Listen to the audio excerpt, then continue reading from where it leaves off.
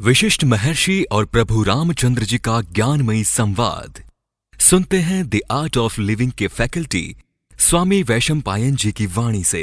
अगर आपने अभी तक इस चैनल को सब्सक्राइब नहीं किया है तो इसे जरूर सब्सक्राइब करें और सब्सक्राइब करने के बाद बेल आइकन को भी जरूर दबाएं। जय गुरुदेव।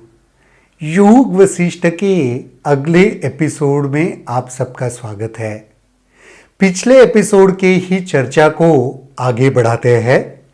राम ने पूछा, स्वामी असीम चेतना में एक से अनेक होने की इच्छा कैसे उत्पन्न हुई? वशिष्ठ जी ने कहा, मेरे कथन में सौंदर्य तुम्हें तब दिखाई देगा जब तुम्हें सत्य के दर्शन हो जाएंगे। शास्त्रों में सृष्टि के संबंध में जो विवरण दिए गए हैं ना, वो सारे शिष्यों को समझाने के लिए दिए गए हैं। जब तुम्हें पता लगेगा कि शब्दों से क्या इंगित होता है, तब तुम मायावी इन शब्दों को त्याग कर दोगे।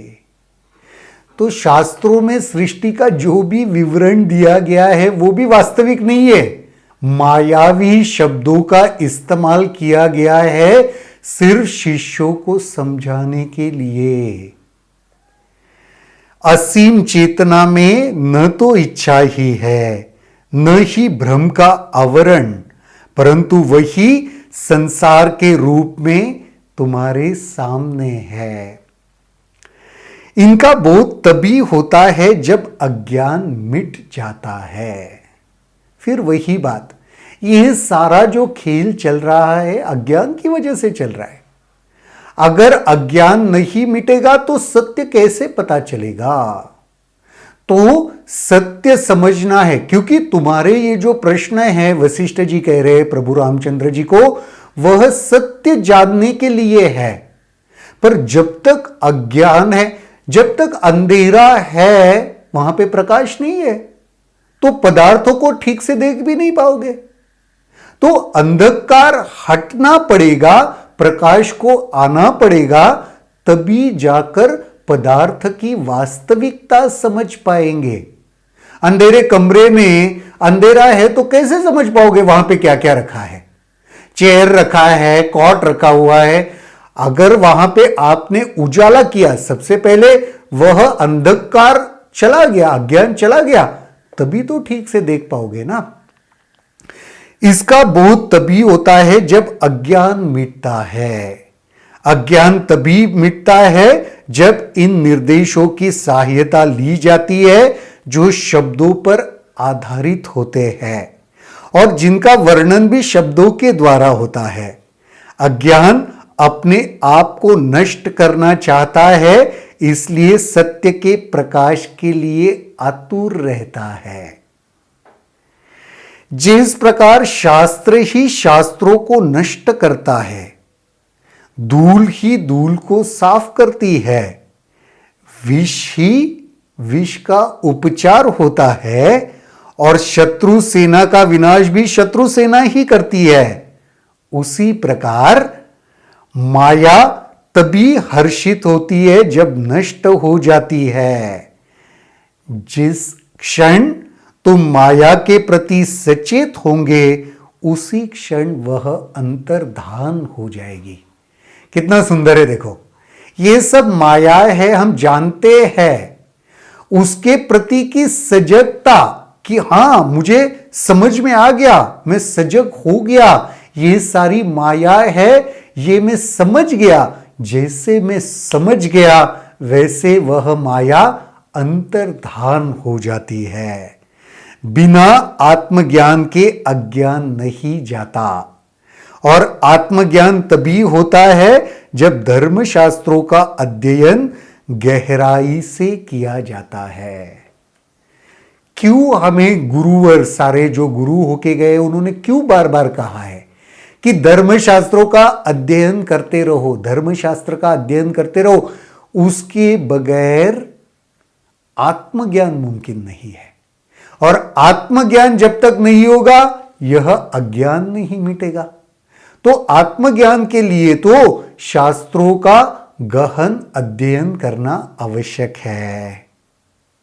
अतः हे राम, इसलिए यह पता लगाने की मत सोचो कि अज्ञान कैसे उत्पन्न हुआ, परंतु इस बात का पता लगाओ कि यह दूर कैसे होगा। काफी बार हम जो चीजों को ढूंढने की आवश्यकता नहीं है ना, उसी में उलझे रहते हैं। कितना सुंदर कहा है देखो वशिष्ठ जी ने।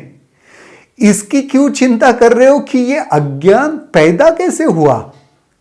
इसकी चिंता करनी चाहिए कि यह अज्ञान दूर कैसे होगा। किसी को कोई बुरी लत है ना, वो बुरी लत उसके जीवन को परेशान कर रही है। अब मुझे बताओ, ये खोजबीन करके क्या होगा कि अरे ये बुरी लत तुम्हें लगी कैसे, क्या हुआ था? अच्छा, दोस्तों के संगत के वजह से लगी, या तुम थोड़ा सा इमोशनली कुछ ड्रेन्ड आउट हो गए थे, दुखी हो गए थे, उसके वजह से तुमने कुछ नशा करना शुरू किया, लत लगा ली अपने आप को। ये सारा विश्लेषण करके क्या हासिल होगा?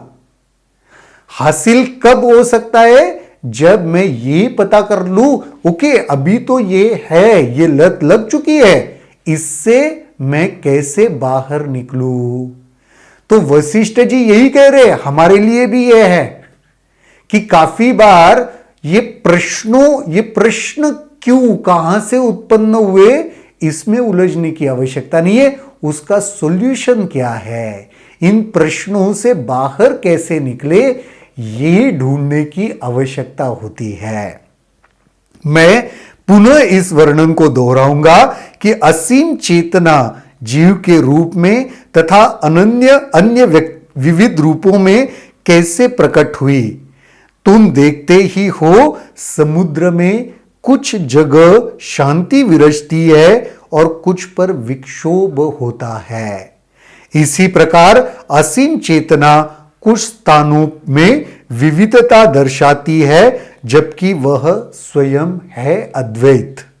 सर्वशक्तिमान असीम चेतना के लिए अपनी संपूर्ण अनंत महिमा का दर्शन कराना स्वाभाविक है।